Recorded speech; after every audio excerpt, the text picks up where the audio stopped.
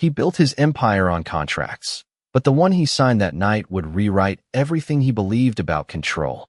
The golden lights of Manhattan spilled through the floor-to-ceiling windows of Ethan Cole's penthouse, casting long reflections across polished marble floors that had never known disorder, never known warmth, only precision. At 38, Ethan Cole was a name whispered in boardrooms and feared in negotiations, a man who measured loyalty in clauses and love in liabilities. And tonight, standing in a tailored charcoal suit worth more than most people's monthly rent, he stared at a single document laid perfectly centered on a glass table. A marriage contract, crisp, deliberate, unbreakable. His fingers rested lightly against the edge, not trembling, never trembling, because men like him didn't hesitate, they executed.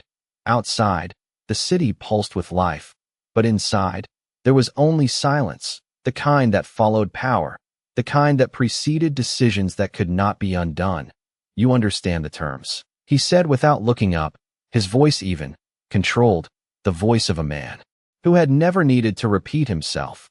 Across from him stood Amara Bennett, her presence quiet yet impossible to ignore, her deep brown skin catching the soft amber glow of the chandelier like polished bronze, her posture straight, her hands resting calmly at her sides, not clasped in anxiety, not fidgeting for approval, just still. She wore a simple black dress, elegant but unassuming, the kind that didn't try to compete with wealth because it didn't need to. She read the room the way he read contracts, carefully, completely. I understand, she replied, her voice steady, not soft, not defiant, simply certain. That was the first thing Ethan noticed, not her beauty, though it was undeniable in the way her eyes held a quiet depth, but her composure. Most people, when standing across from him, shifted, adjusted, revealed themselves in small, nervous ways, but Amara did none of that. She didn't shrink under his gaze, and she didn't try to impress him either. She simply existed, and for reasons he didn't immediately care to analyze, that unsettled him. This is a business arrangement, Ethan continued, sliding the document slightly forward, the paper whispering against glass like a sealed fate. No expectations beyond what's written, no emotional entanglements, no public embarrassment. You fulfill your role, I fulfill mine, and in return, you receive compensation and protection. It's efficient. The word hung in the air like a verdict. Efficient. Everything in his life was efficient, from the way his morning coffee was prepared at exactly 185 degrees Fahrenheit to the way his calendar was blocked down to the minute. Inefficiency was weakness, and weakness was something he had eliminated long ago. Amara stepped closer, her heels making a soft, measured sound against the marble, not rushed, not hesitant, just intentional. She glanced at the contract, then back at him, and for a brief second, Ethan felt something unfamiliar.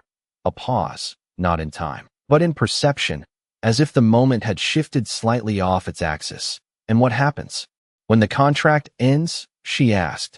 A simple question, but not one written in the document. Ethan finally looked up, meeting her gaze directly, his gray eyes sharp, analytical. It ends, he said. No embellishment, no promise, just truth. Amara nodded once, as if she had expected nothing more, and then, without ceremony, she reached for the pen placed beside the contract. Her fingers were steady as she signed her name, Amara Bennett, each letter clean, deliberate, unshaken. There was no hesitation, no last-minute doubt, no glance back at the life she was stepping away from. When she finished, she placed the pen down with quiet precision and slid the contract back toward him. Then we understand each other, she said. Ethan studied her for a moment longer than necessary, noting the absence of desperation, the absence of performance. Most people who entered his world wanted something, status, money, validation, but Amara didn't look like someone reaching. She looked like someone choosing. And that, more than anything, was unexpected. He signed his name beneath hers, the ink sealing the agreement with finality. The contract was done, the arrangement set, the future defined in clean, legal language.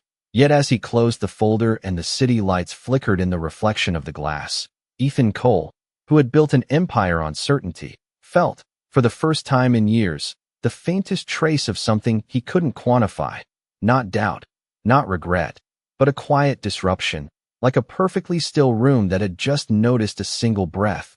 And across from him, Amara Bennett stood not as an obligation, not as an asset, but as something far more dangerous to a man like him, something he could not control. The morning arrived without ceremony, slipping through the automated blinds at precisely 6:45 a.m., as if even the sunlight respected Ethan Cole's schedule. The penthouse, usually silent in a way that felt engineered, carried a different kind of stillness now, one that was not empty but waiting. Ethan stood by the window with his coffee, exactly 185 degrees Fahrenheit, untouched in his hand as his reflection stared back at him, composed as always, but his eyes lingered not on the skyline he owned an influence, but on the subtle shift behind him. Amara Bennett moved through the space as though she had lived there long before him, not rearranging anything, not claiming territory, simply existing in a way that softened the sharp edges of a place designed for power rather than life. She had risen earlier, he noticed, though he had not heard her, and now she stood near the kitchen island, reviewing a small notebook, her posture straight, her movements unhurried. No nervous glances, no attempt to impress, no visible adjustment to the wealth surrounding her. She did not look like someone who had just married one of the most powerful men in the country. She looked like someone who had made a decision and moved forward. "You are up early," Ethan said, finally breaking the silence, his tone neutral, observational rather than conversational. Amara looked up, meeting his gaze with the same steady calm from the night before. "I always am," she replied, closing the notebook gently, not hiding it, not offering it, just placing it aside as though her life did not require explanation. Ethan nodded once, taking a measured sip of his coffee, the familiar bitterness grounding him in something predictable. "Your schedule will be adjusted," he said, stepping into the role that had defined him for years, the CEO, the strategist, the man who organized chaos into systems. "There will be public appearances, events, expectations. My assistant will provide you with everything you need." Amara listened without interrupting, her expression unreadable but not disengaged. "And what do you expect from me?" she asked, not challenging, not submissive, simply precise. The question hung between them, clean and direct. Ethan set his cup down, the sound quiet but deliberate. "Consistency," he answered. "Discretion, and the ability to adapt without creating complications." Amara considered that for a moment, her eyes steady on his, and then she nodded once. "That seems reasonable." There was no hesitation, no attempt to negotiate, no visible resistance, and for reasons he could not fully define, that unsettled him more than defiance would have. Most people pushed back, revealed their limits, exposed their intentions. Amara did none of that. She accepted, but not in a way that suggested surrender. It felt more like alignment, as if she had already decided who she was before stepping into his world. Later that morning, the penthouse began to shift into its usual rhythm, assistants arriving, calls scheduled, the quiet hum of a life built on precision resuming its place. Yet something remained different, subtle but persistent. When Ethan moved through the space, he noticed details he had never registered before. The way the light reflected differently off the glass when someone else occupied the room. The faint scent of something warm, not perfume, not deliberate, just presence. It was not intrusive, but it was undeniable. At 8:15, his assistant briefed him on the day's meetings, her voice efficient, her tone familiar. But Ethan's attention drifted for a fraction of a second toward the living area where Amara sat, reading through documents she had requested herself, not waiting to be told, not idle. She asked for access to the company's charitable foundation reports, his assistant added, almost as an afterthought. Ethan's gaze sharpened slightly. "Why?" "She did not specify, sir, only that she would like to understand the structure." Ethan dismissed the assistant with a nod, his mind already processing the information. Curiosity was not unusual, but intent mattered, and Amara's intent remained undefined. He walked toward her, his steps measured, controlled, but internally, there was a shift, a question forming where certainty usually lived. "You are reviewing foundation reports," he said, not accusing, not approving, simply stating. Amara looked up, her eyes calm, focused. Yes, why? She held his gaze for a moment. And then, instead of offering something vague or strategic, she answered with a clarity that felt almost disarming. Because if I am going to stand beside you in public, I would like to understand what your name actually does for people who will never meet you. The words were not sharp, not emotional, but they carried weight, the kind that did not need volume to be felt. Ethan studied her, searching for an angle, a hidden motive, something he could categorize and control, but there was none, at least none that fit within his usual frameworks. Most people are more interested in what my name does for them, he said. Amara's lips curved slightly, not quite a smile, but something close. Then most people are not me. The statement was simple, but it landed with a quiet finality that left no room for interpretation. Ethan felt it then, clearer than before. That subtle disruption, the one that had begun the night before and now refused to fade. It was not chaos, not yet, but it was no longer silence either. It was the beginning of something unfamiliar, something that did not respond to contracts or expectations. And for the first time in a long time, Ethan Cole realized that control, the thing he had built his entire life around, might not be the only force shaping what came next. The evening arrived dressed in glass and light, the kind of night where power gathered quietly behind polished smiles and tailored suits. And Ethan Cole stood at the edge of it all, unmoved as always, his presence commanding without effort as executives and investors filled the grand ballroom overlooking the Hudson River. The event had been planned weeks in advance, a strategic gathering disguised as celebration, and for years Ethan had navigated these rooms with mechanical precision, every handshake calculated, every word measured, every glance controlled. But tonight there was a variable he could not reduce to strategy. Amara Bennett stepped beside him, her presence understated yet undeniable, wearing a deep midnight dress that reflected the city lights. Like a quiet constellation, her natural grace untouched by the weight of the room or the expectations that followed his name. She did not cling to him, did not perform for the crowd. She simply stood there, aligned with him but not dependent on him. And that alone shifted the dynamic in ways even seasoned observers could not fully articulate. Stay close, Ethan said under his breath, not as a command, but as a habit formed from years of control. Amara turned her head slightly, her expression calm, almost thoughtful. I am not going anywhere, she replied, her tone even, and for a moment, Ethan realized the statement carried more than reassurance. It carried choice. The room began to take notice, subtle at first, the kind of attention that moved through glances and whispers rather than announcements. People were watching not just because Ethan Cole had arrived with a wife, but because something about her presence did not match the patterns they expected. She did not look like an accessory. She did not behave like someone overwhelmed by wealth. She moved through conversations with a quiet intelligence that made people pause, listen, recalibrate. When an older board member approached, his smile polished and practiced, his curiosity barely concealed, Ethan prepared for the usual exchange, the polite introductions followed by veiled assessments. But Amara spoke first. You oversee the community investment division, correct? She asked, her voice respectful but precise. The man blinked, momentarily disarmed. Yes, I do. Then I would love to understand how the scholarship expansion will impact rural hospitals in the next fiscal year, she continued, her gaze steady, her tone free of pretense. There was no attempt to impress, no performance of knowledge, just a direct engagement that shifted the conversation from social obligation to substance. Ethan watched the interaction unfold, something in his chest tightening in a way that did not align with discomfort but with recognition. She was not filling a role, she was redefining it.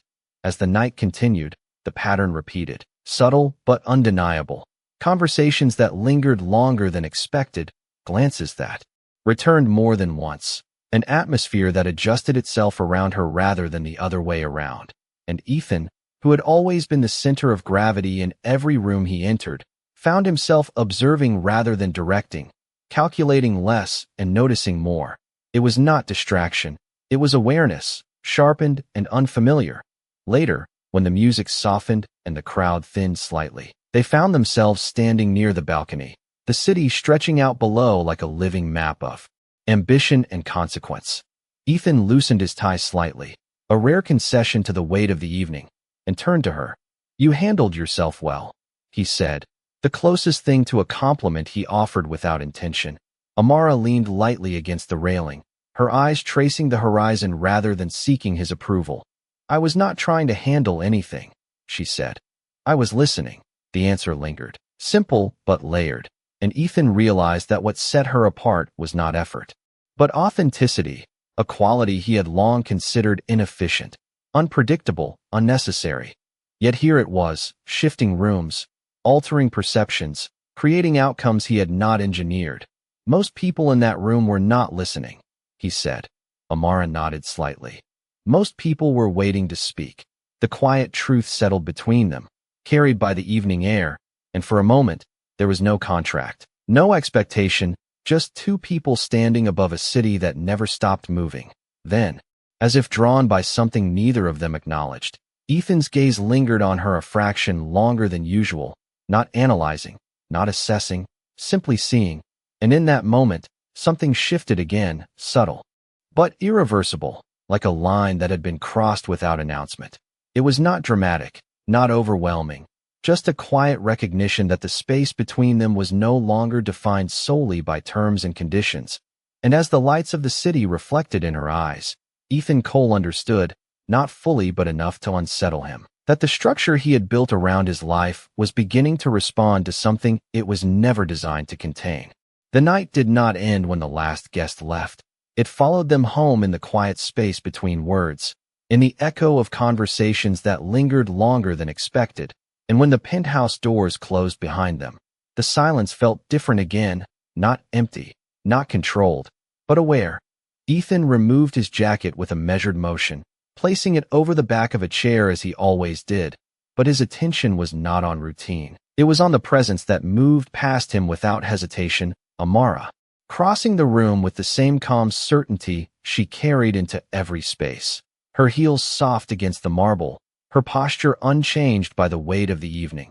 She paused near the window, the city lights reflecting in the glass as if mirroring something unspoken between them, and for a moment, neither of them spoke. Ethan watched her reflection instead of her directly, a habit formed from years of observing without revealing, and he noticed something he had not allowed himself to acknowledge before, the absence of performance in her, the way she did not adjust herself to fit the role he had created. She simply occupied it in her own way. "You changed the room tonight," he said finally, his voice quieter than usual, not weakened, but less guarded. Amara did not turn immediately, her gaze still on the skyline that stretched endlessly beyond the glass. "Rooms do not change," she replied. "People do." The answer settled between them, simple and precise, and Ethan felt it. Again, that shift he could not quantify, not discomfort, not resistance, but something closer to recognition. He stepped closer, not intentionally, not strategically, just a movement that happened before he analyzed it, and now they stood within a distance that was no longer defined by necessity but by awareness. "You are not what I expected," he said, the words leaving him before he filtered them, an admission he would not have allowed in any other context. Amara turned then, meeting his gaze fully, her expression calm, but there was something deeper beneath it, not guarded, not exposed, just present. "Neither are you," she answered. The air shifted again, subtle but undeniable, and for a moment, the structure of their arrangement felt less solid, less absolute. Ethan looked at her, not as a variable, not as a solution, but as something he had not yet defined, and that lack of definition unsettled him more than any risk he had calculated in business. "This is still an arrangement," he said, as if reminding both of them, his voice regaining its usual control. Amara nodded once, not resisting the statement, not clinging to it either. "Yes," she said, "but that does not mean it has to feel empty." The words were not emotional, not pleading, just factual, and that made them harder to dismiss. Ethan exhaled slowly, a rare pause in a man who rarely needed them, and turned away for a moment, his gaze returning to the city, the one thing that had always remained predictable. "Feelings complicate things," he said. Amara's reflection appeared beside his in the glass, steady, grounded. "Only when they are ignored," she replied. Silence followed. But it was no longer the controlled silence of power. It was something else. Something that held weight without pressure.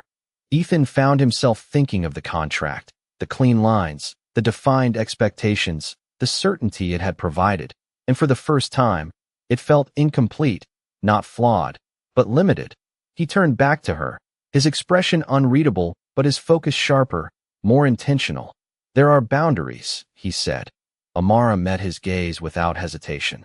"Then we respect them," she answered, and there was no challenge in her tone, only clarity, the balance. Held, but it had shifted, no longer rigid, no longer untouched. Later, as the night deepened and the penthouse settled into stillness, Ethan found himself unable to return to the precise rhythm that had once defined his evenings, his thoughts moving in patterns that did not align with strategy or logic. Across the space, Amara moved quietly, not avoiding him, not approaching him, simply existing in a way that filled the room without overwhelming it.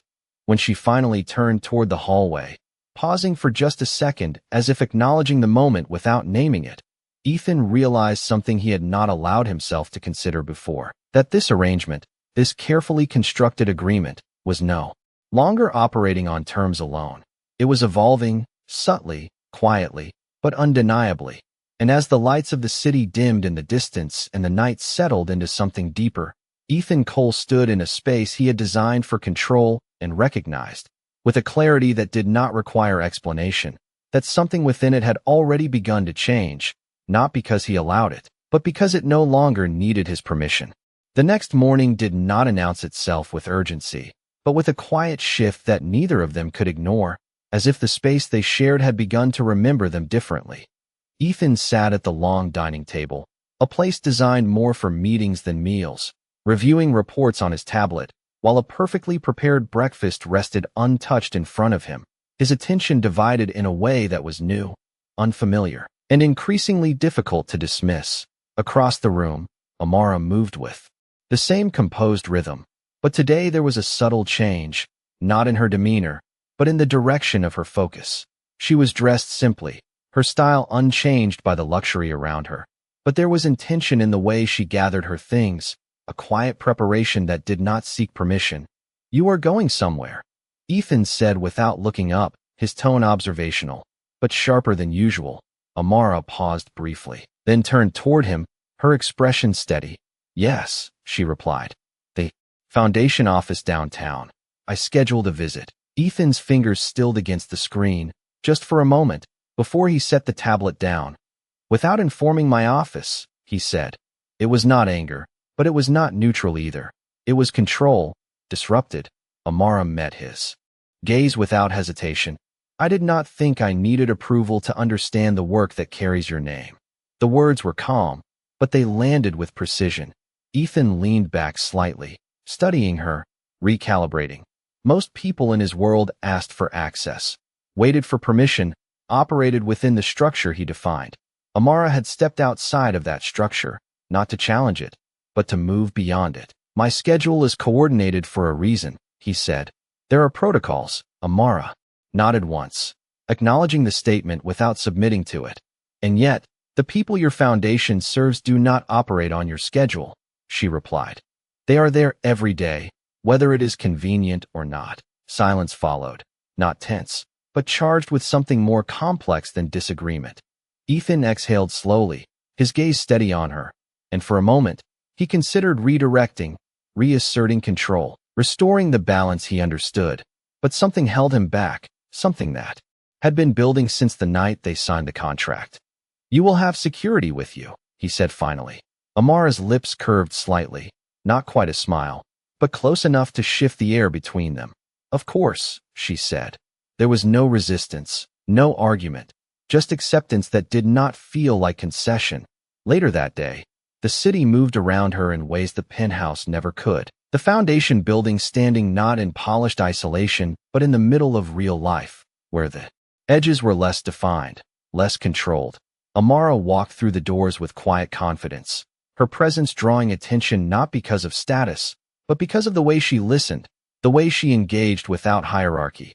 She spoke with staff, with families, with people whose lives were shaped by decisions made in rooms far above them.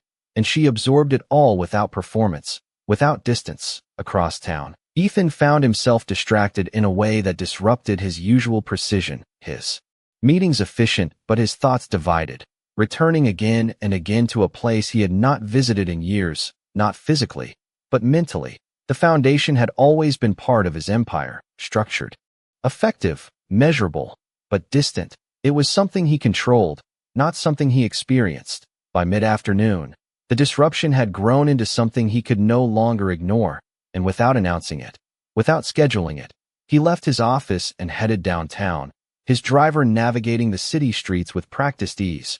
When he arrived, the building felt different from the way he remembered it, not because it had changed, but because he was seeing it through a lens he had not allowed before. Inside, he found her not in an office, not behind a desk, but sitting with a small group, listening, her posture relaxed, her attention fully present. She was not leading, not directing, just there, and the people around her responded not with obligation, but with trust. Ethan stood at a distance for a moment, unnoticed, observing something he could not reduce to data or strategy, and then, as if sensing him without looking, Amara's gaze lifted, meeting his across the room. There was no surprise in her expression, no question, just recognition. Ethan stepped forward, the space between them closing with a different kind of weight than before. "You did not inform me you would be here," she said quietly, her tone mirroring his from earlier. Ethan's expression shifted almost imperceptibly, not defensive, not dismissive, just aware. "I did not think I needed approval," he replied. For a second, something like amusement flickered in her eyes, subtle but unmistakable, and then it was gone, replaced by the same calm presence she carried everywhere. "Then we understand each other," she said. The words echoed their first agreement, but they felt different now, no longer confined to a contract, no longer defined by terms alone. Ethan looked around the room, at the people, at the work, at the space that carried his name but had never truly held his attention, and then back at her. And in that moment, something shifted again, deeper this time, not just in perception, but in priority. Because for the first time, Ethan Cole was not just observing the impact of his world, he was stepping into it. And it was not the structure that led him there, it was her. The city seemed quieter. On the drive back, not because the noise had faded, but because something inside the car had shifted, something unspoken that neither Ethan nor Amara tried to define. The skyline stretched ahead in familiar lines of steel and light. But for Ethan, the patterns felt less rigid, less predictable, as if the world he controlled so precisely had begun to move beyond his reach. Amara sat beside him, not looking at him, not avoiding him either, her gaze resting on the passing streets with the same calm awareness she carried into every space. And for the first time, the silence between them did not feel like distance, it felt like presence. When they arrived at the penthouse, the doors opened to the same polished stillness, but it no longer felt untouched. It felt lived in, subtly altered by moments that had not been part of any plan.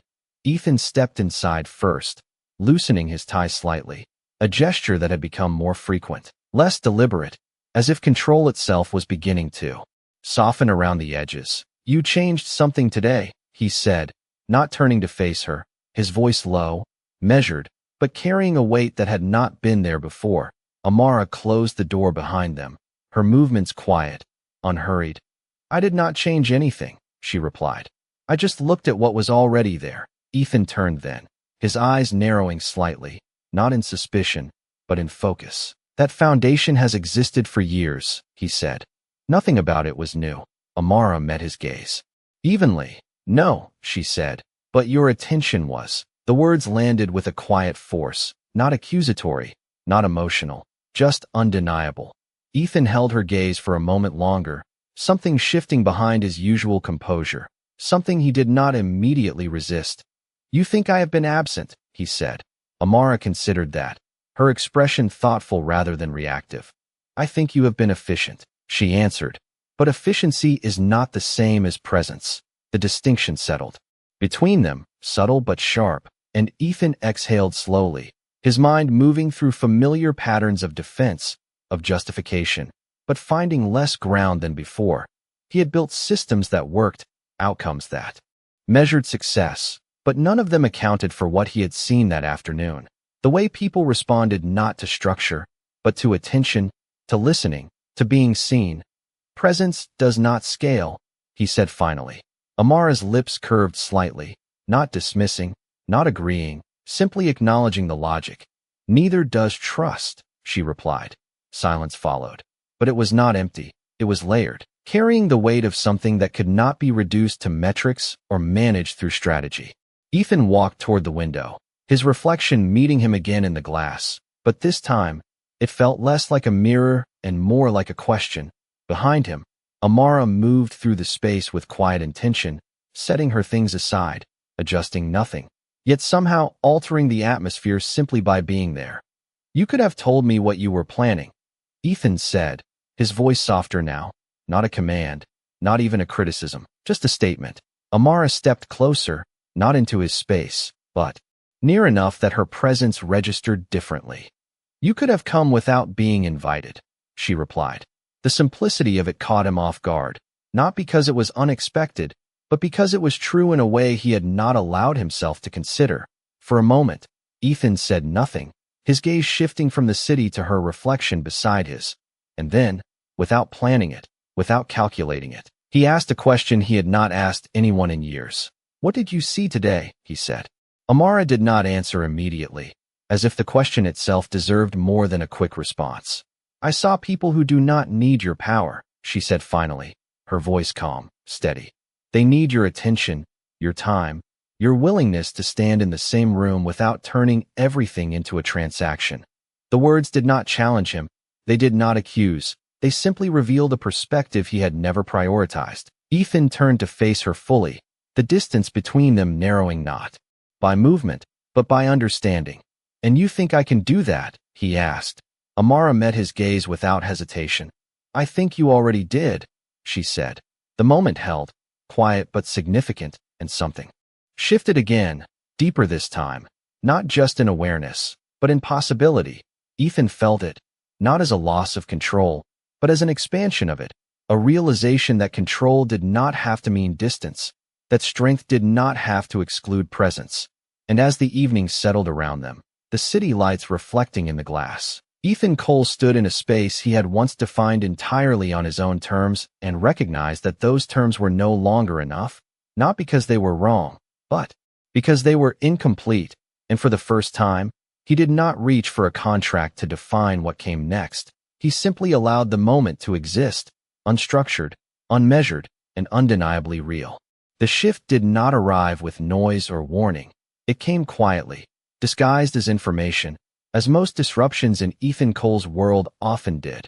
It began with a report placed on his desk at precisely 9:15 a.m., a document no different in appearance from the dozens he reviewed daily. Clean lines, precise language, numbers aligned to suggest control, but beneath its surface, something was wrong. Ethan scanned it once, then again, his expression unchanged but his focus sharpening, the kind of stillness that signaled not calm, but calculation. The figures tied back to the foundation, to the same division Amara had visited, and at first glance, everything appeared efficient, well managed, exactly as it should be. Yet there was a pattern, subtle, buried within layers of structured data, a reallocation that favored visibility over impact, image over substance. It was not illegal, not even unusual in corporate terms, but it was deliberate, and it had been hidden behind the very efficiency Ethan had once valued above all else. His jaw tightened slightly, not in anger, but in recognition. He had not seen it, because he had not looked closely enough, and now, the timing felt too precise to ignore. Across the city, Amara moved through the day with the same quiet rhythm, but something had shifted in her as well, a subtle awareness that had begun the moment she stepped into the foundation and had not left her since. She had noticed the way certain programs were highlighted, while others, equally necessary, were pushed to the margins, the way conversations circled around perception rather than need, and she had asked questions, simple ones, the kind that did not accuse but revealed, and in response, she had seen hesitation, small, controlled, but present. Now, standing in the penthouse later that evening, she sensed the tension before Ethan spoke, the air carrying a different weight, sharper, more defined. He stood near the window again, but this time, his posture was not reflective. It was deliberate, his mind already moving through possibilities, through solutions, through control. There are inconsistencies in the Foundation reports, he said without turning, his voice precise, controlled. Amara set her bag down slowly, her gaze steady on him. I know, she replied. The words landed quietly, but they shifted the room instantly. Ethan turned, his eyes narrowing slightly, not in suspicion, but in focus. You knew, he said. Amara nodded once. I saw enough to ask questions, she said. Not enough to accuse, but enough to understand that something was not aligned with what it was meant to be. Ethan studied her, the pieces beginning to connect in a way that was both clear and unsettling. And you did not tell me, he said. It was not a question. Amara met his gaze without hesitation. I wanted to see if you would notice on your own, she answered. The honesty of it cut through the room with more impact than any confrontation could have. Ethan held her gaze, something shifting behind his usual control, something closer to realization than resistance. You think I would ignore it, he said. Amara shook her head slightly. No, she said. I think you would correct it, efficiently, precisely, and then move on without ever asking why it happened in the first place. The words settled between them, not as criticism, but as clarity, and for a moment, Ethan said nothing, his mind moving through the layers of truth in what she had said. He had always fixed problems, resolved them, optimized them, but he had rarely paused to understand their origin beyond what was necessary to eliminate them. And what do you think I should do? He asked finally, his voice quieter now, less defined by authority, more by intention. Amara stepped closer, not into his space, but near enough that her presence carried weight. Look at it without the need to control it first, she said. Understand who benefits from it staying this way, and who does not. The simplicity of it made it harder, not easier. Ethan exhaled slowly, his gaze shifting back to the city, but this time, the view felt different, less like something he commanded and more like something he was still learning to see. This will affect people within the company, he said. Amara nodded. It already does, she replied. Silence followed. But it was no longer uncertain. It was defined, shaped by something deeper than strategy. Ethan turned back to her, his expression steady, but there was something new beneath it, something that had not been there before, not doubt, not hesitation, but awareness. Then it will be addressed, he said. Amara held his gaze for a moment, then nodded once, not in agreement, but in understanding. And in that moment, the balance between them shifted again, not because of conflict, but because of truth, because this was no longer just about a contract, or even about them. It was about something larger, something that required more than efficiency, more than control. And as the city lights flickered in the distance and the night settled into a quiet intensity, Ethan Cole stood at the edge of a decision that would not only redefine his company, but the way he saw the world itself. And for the first time, he did not face it alone, not because he needed help, but because he had chosen to see what stood beside him. The decision did not wait for morning. It unfolded before the night had fully settled, because for Ethan Cole, delay had always been a form of weakness. And now, standing in the quiet center of his penthouse with the city stretching endlessly beyond him, he understood that this was no longer about efficiency. It was about truth. By 6 a.m., the executive board had been summoned, not for discussion, but for clarity. And as the conference room filled with familiar faces, polished and composed, the atmosphere carried a tension that had not existed before, a subtle shift that even the most seasoned executives could not ignore. Ethan stood at the head of the table, his presence as controlled as ever, but there was something different beneath it, not visible, but undeniable, a weight of intention that did not seek approval. We are restructuring the foundation, he said, his voice even, leaving no space for negotiation. The words landed with precision, and for a moment, no one spoke. Then came the expected responses, measured concerns, strategic questions, all framed within the language of risk and optics. But Ethan did not engage them the way he usually would. He listened, but he did not adjust. He did not compromise. He did not translate the decision into something more acceptable.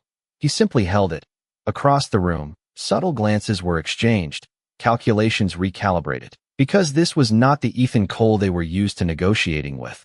This was someone who had already decided the current allocation. Model prioritizes visibility over impact. He continued, his gaze steady, his tone unchanged. That ends today. One of the senior directors leaned forward, his voice careful, respectful, but edged with resistance. There are long-standing partnerships tied to those allocations, he said.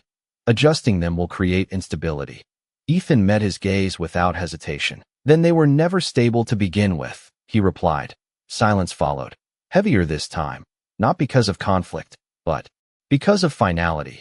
The meeting concluded without resolution in the traditional sense, because the resolution had already been set before it began. And as the executives filtered out, their composure intact but their certainty shaken, Ethan remained standing, his reflection faint in the glass wall behind him. The city beyond it unchanged, yet somehow different.